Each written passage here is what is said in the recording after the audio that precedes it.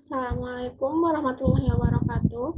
Perkenalkan, nama saya Mutia Syafiani dengan NIM 210600085 akan mempresentasikan materi mengenai teori ekonomi makro bab 12 mengenai tinjauan ulang perekonomian terbuka tentang model Mundell-Fleming dan rezim Coase.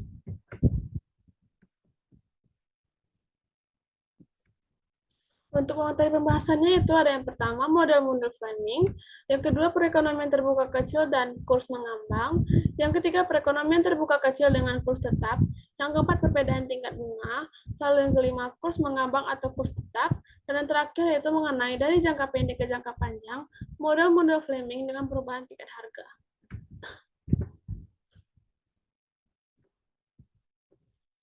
Model Mundell-Fleming tidak jauh berbeda dengan model ISLM. Kedua model ini menekankan interaksi antara pasar barang dan pasar uang. Kedua model itu mengasumsikan bahwa tingkat harga adalah tetap dan menunjukkan apa yang menyebabkan fluktuasi jangka pendek dalam pendapatan agregat atau sama dengan pergeseran dalam kurva permintaan agregat. Perbedaan pentingnya adalah bahwa model ISLM mengasumsikan perekonomian tertutup, sedangkan model Mundell-Fleming mengasumsikan perekonomian terbuka. Model Mundell-Fleming memperluas model pendapatan nasional jangka pendek dengan memasukkan dampak perdagangan dan keuangan internasional.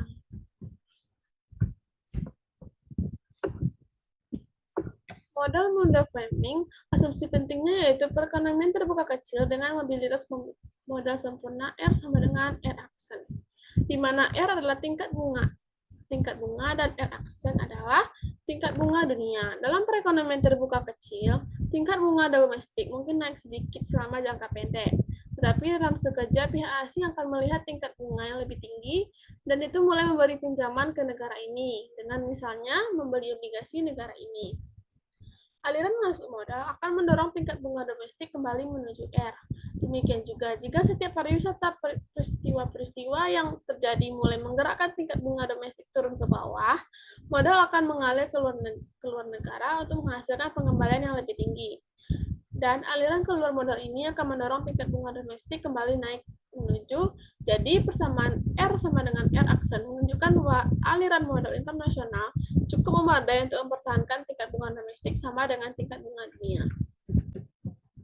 Berikut dipaparkan bagaimana bentuk kurva pasar barang dan kurva IS dengan Y sama dengan C dikali Y kurang T ditambah I kali R ditambah G ditambah NX kali E. Di mana persamaan ini menyatakan bahwa pendapatan agregat I adalah jumlah uang konsumsi C, investasi 1 I dan belanja G, dan ekspor neto NX. Konsumsi bergantung secara positif pada disposable income Y kurang T. Investasi berhubungan negatif dengan tingkat bunga. Ekspor neto berhubungan secara negatif dengan kurs S. Seperti sebelumnya, kita definisikan kurs S sebagai jumlah mata uang asing per unit mata uang domestik. Misalnya E adalah yen per dolar. Untuk kurva IS aksen miring ke bawah karena kurs yang memiliki lebih tinggi mengurangi ekspor neto yang akan menurunkan pendapatan agregat.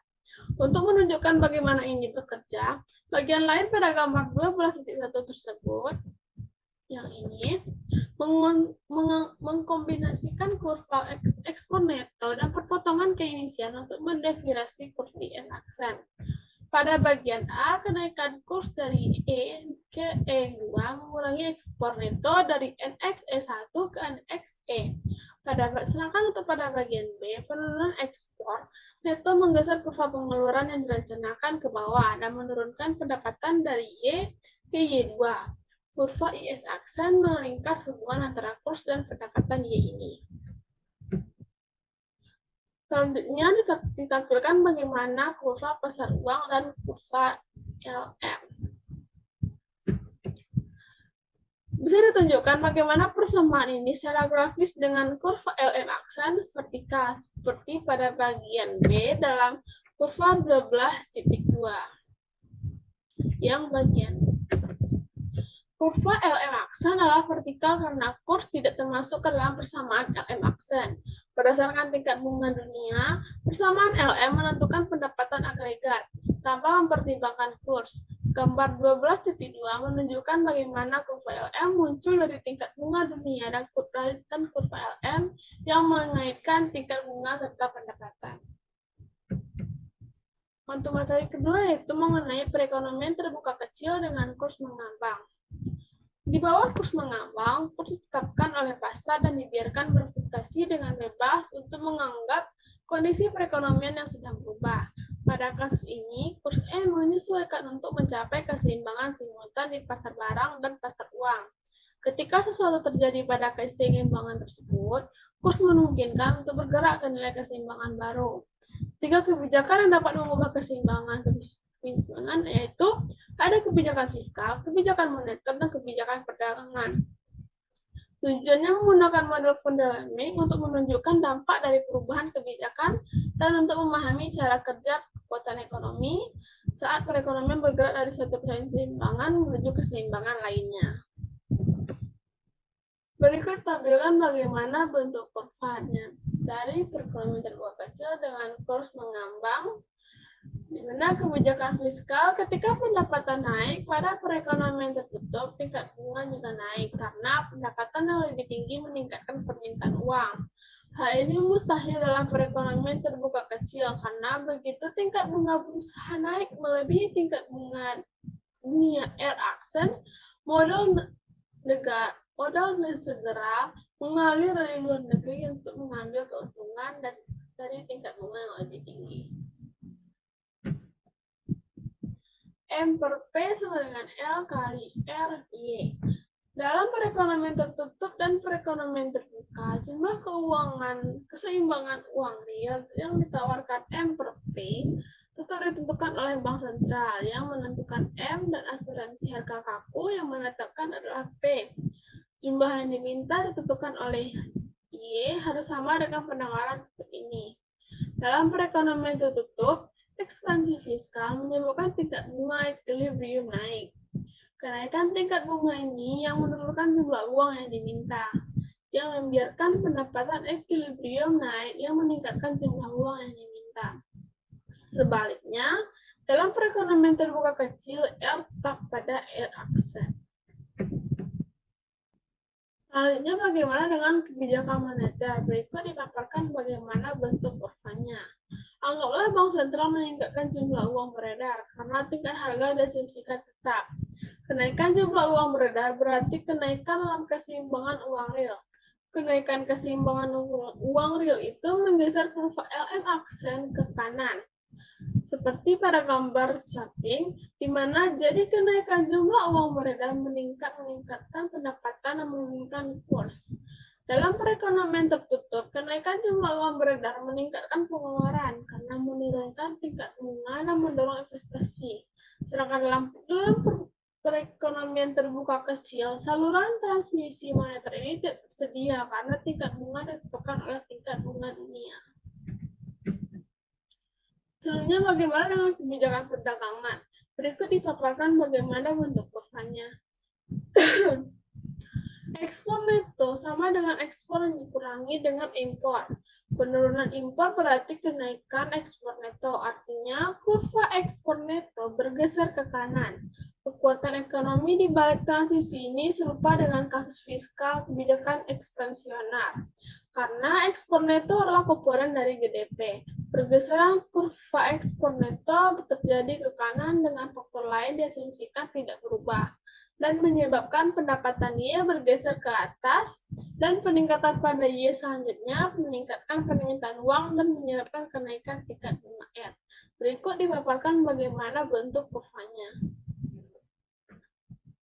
Selanjutnya, modal asing segera merespon dengan mengalir masuk ke perekonomian dalam negeri, menyebabkan tingkat bunga kembali ke tingkat bunga dunia dan menyebabkan kurs kembali mengapresiasi. Akhirnya, apresiasi pada kurs menyebabkan barang-barang domestik relatif lebih mahal daripada barang-barang asing, yang menyebabkan penurunan pada ekspor neto NX dan mengembalikan Y ke posisi awalnya. Selanjutnya, materi mengenai perekonomian terbuka kecil dengan kurs tetap. Di bawah kurs tetap, Bank Sentral mengumumkan nilai kurs dan siap untuk membeli dan menjual mata uang domestik untuk mempertahankan kurs sesuai dengan tingkat yang diumumkan. Pada tahun 1950-an dan 1960-an, sebagian besar perekonomian dunia termasuk Amerika Serikat beroperasi dengan sistem Bretton Woods, sistem moneter internasional yang disepakati sebagian besar negara untuk menetapkan nilai kurs. Dunia membatalkan sistem ini pada awal tahun 1970-an dan kurs dibiarkan mengambang. Namun, kurs tetap bukan hanya tinggal sejarah. Untuk kasus lebih baru, Cina menetapkan nilai mata uangnya terhadap dolar US. Kebijakan yang akan kita lihat nanti merupakan sumber ketegangan antara dua negara.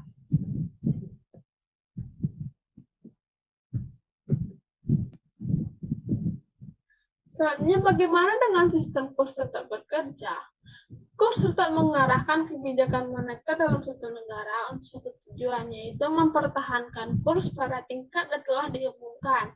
Dengan kata lain, esensi dari sistem kurs tetap adalah komitmen bank sentral untuk membiarkan jumlah uang yang beredar menyesuaikan pada level berapapun akan menjamin equilibrium sama dengan kurs yang diumumkan. Untuk melihat bagaimana penetapan kurs menentukan jumlah yang beredar, dapat dilihat berdasarkan contoh, di mana anggaplah FED yang mengumumkan akan memperlakukan kurs pada tahun 100 yen per dolar. Tetapi dalam equilibrium dengan jumlah uang beredar pada saat ini, kurs adalah 150 yen per dolar. Situasi ini dianggap pada bagian A pada gambar di samping, di mana menunjukkan bahwa laba atau pialang bisa membeli 300 yen di pasar barang dengan harga 52 dan kemudian menjual ke FED dengan harga 3 dolar sehingga mencetak laba 1 dolar. Ketika FED membeli yen ini dari pialang, dolar yang ia bayar otomatis akan meningkatkan jumlah uang yang beredar. Kenaikan dalam jumlah uang yang beredar ini menggeser kurva LM ke kanan dan menurunkan kurs equilibrium.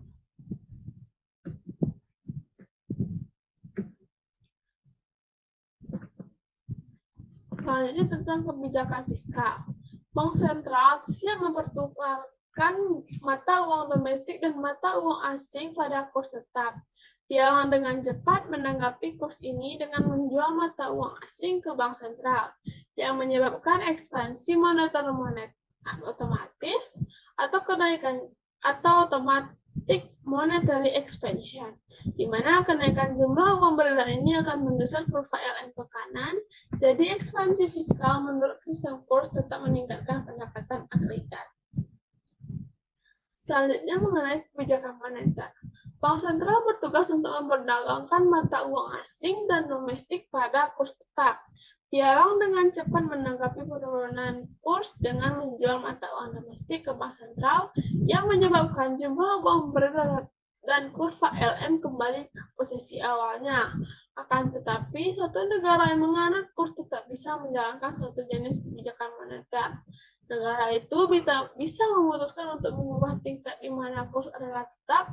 Penurunan nilai mata uang disebut devaluasi atau devaluation, dan kenaikan nilainya disebut dengan revaluation. Selanjutnya tentang kebijakan perdagangan. Dampak hambatan perdagangan di bawah kurs tetap adalah sangat berbeda dibandingkan dengan di bawah sistem kurs yang mengambang. Dalam kedua kasus, hambatan-hambatan perdagangan menggeser kurva ekspor neto ke kanan. Tapi hanya di bawah kurs tetap, hambatan perdagangan meningkatkan ekspor neto. Alasannya adalah bahwa hambatan perdagangan di bawah kurs tetap mendorong ekspansi moneter, bukan apresiasi kurs. Di mana kebijakan dalam model Fleming, sebuah ringkasan kebijakan moneter dan fiskal untuk mempengaruhi pendapatan agregat tergantung pada rezim kurs. Di bawah kurs mengambang, hanya kebijakan moneter yang bisa mempengaruhi pendapatan. Dampak kebijakan fiskal ekspansioner yang biasa dapat dikurangi oleh adanya kenaikan nilai mata uang dan penurunan nilai ekspor neto. Di bawah kurs tetap, hanya kebijakan fiskal yang dapat mempengaruhi pendapatan. Selanjutnya mengenai perbedaan tingkat bunga. Risiko negara dan ekspektasi kurs. Jika tingkat bunga domestik berada di atas tingkat bunga dunia, masyarakat dari luar negeri akan memberi pinjaman kepada negara itu yang membuat tingkat bunga domestik turun. Jika tingkat bunga domestik berada di bawah tingkat bunga dunia, penduduk domestik akan memberi pinjaman ke luar negeri untuk mendapatkan pengembalian yang lebih tinggi yang mendorong tingkat bunga domestik untuk naik, yang pada akhirnya tingkat bunga domestik akan sama dengan tingkat bunga dunia. Terdapat dua alasan. Yang pertama, yaitu adalah adanya risiko negara, di mana ketika investor membeli obligasi pemerintah Amerika Serikat atau memberi pinjaman pada perusahaan Amerika Serikat, mereka sangat yakin bahwa pinjaman itu akan dilunasi beserta bunganya. Sebaliknya, di beberapa negara kurang berkembang, muncul ketakutan bahwa revolusi atau kemulut politik lain akan mengganggu pelunasan pinjaman.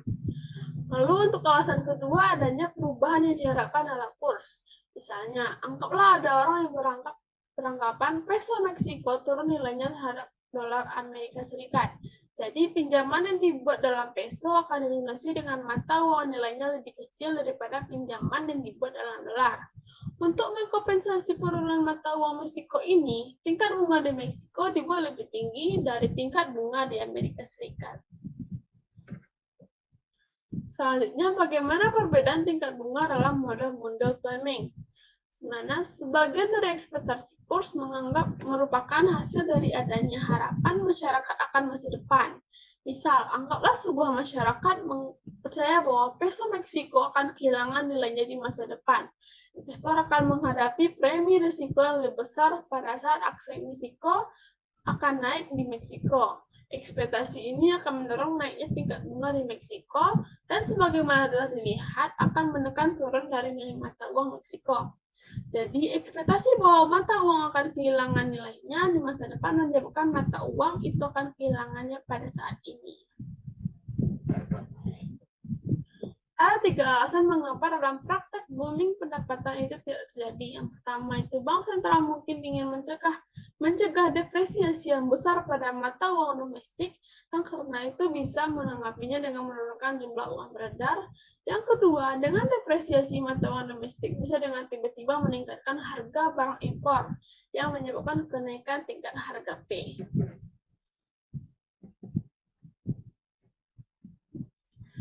Selanjutnya, perbedaan tingkat bunga dalam yang ketiga, alasan yang ketiga yaitu ketika beberapa peristiwa meningkatkan premi risiko negara 8, penduduk negara itu mungkin akan menghadapi peristiwa tersebut dengan meningkatkan permintaan uang mereka. Karena uang merupakan aset yang paling aman. Ketiga perubahan ini cenderung menggeser kurva LM-Aksen ke kiri yang tidak hanya mendorong penurunan pada kurs, tetapi juga cenderung menekan pendapatan. Materi selanjutnya yaitu mengenai kurs mengambang atau kurs tetap. Pro kontra dalam sistem kurs yang berbeda. Dalam kurs tetap, kebijakan moneter mengarah pada tujuan tunggal, yaitu mempertahankan kurs pada tingkat yang telah diumumkannya. Tapi kurs adalah satu-satunya variabel makroekonomi yang bisa dipengaruhi kebijakan moneter. Sistem kurs mengambang membuat para pembuat kebijakan moneter bebas mengejar tujuan-tujuan lain, seperti menstabilkan kesempatan kerja atau harga. Pilihlah antara kurs mengambang dan tetap. Tidaklah sederhana seperti yang kita lihat pertama kali. Selama periode kurs tetap, negara-negara bisa mengubah nilai mata uang mereka jika dapat mengatasi konflik tingkat bunga yang ada dengan tujuan lain. Selama periode kurs mengambang, negara-negara sering menggunakan target formal atau target informal untuk kurs ketika memutuskan apakah perlu memperbanyak atau mengurangi jumlah uang beredar.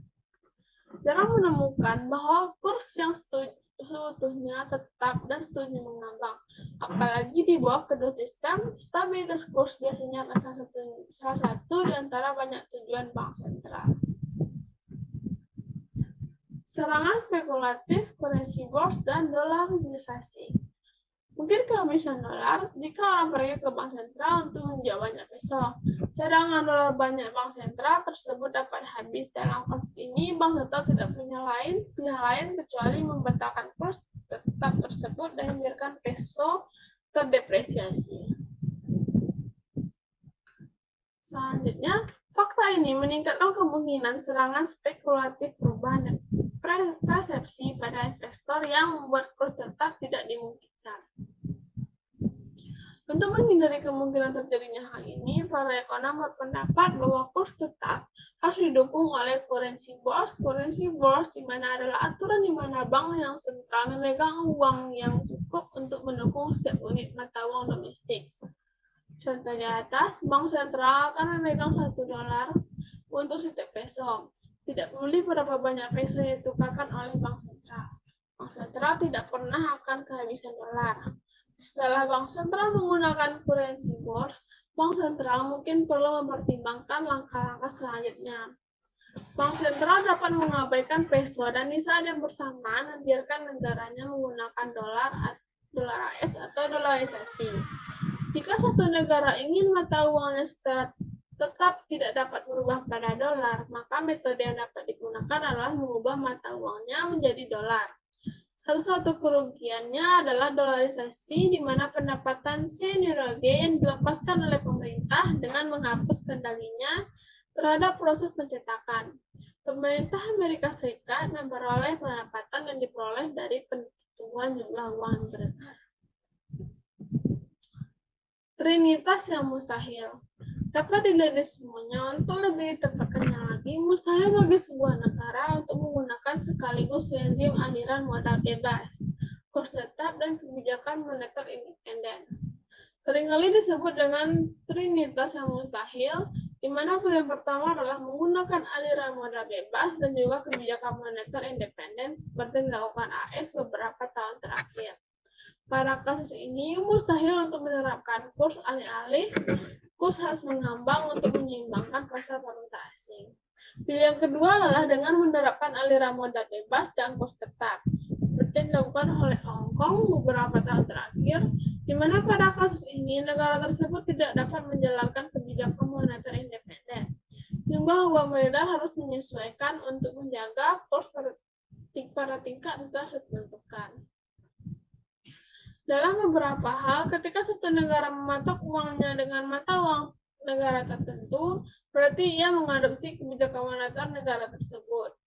Selanjutnya, untuk pilihan ketiga yaitu dengan membatasi aliran modal internasional, baik dengan masuk maupun yang keluar seperti dilakukan China, di mana kurs tidak lagi tetap terhadap tingkat bunga dunia, maupun yang ditentukan oleh kekuatan domestik seperti yang terjadi pada kasus perekonomian tertutup. Karena itu, suatu negara bisa menggabungkan kurs tetap dengan kurs moneter independen. Selanjutnya yaitu mengenai materi dari jangka pendek ke jangka panjang, model funda framing dengan perubahan tingkat harga.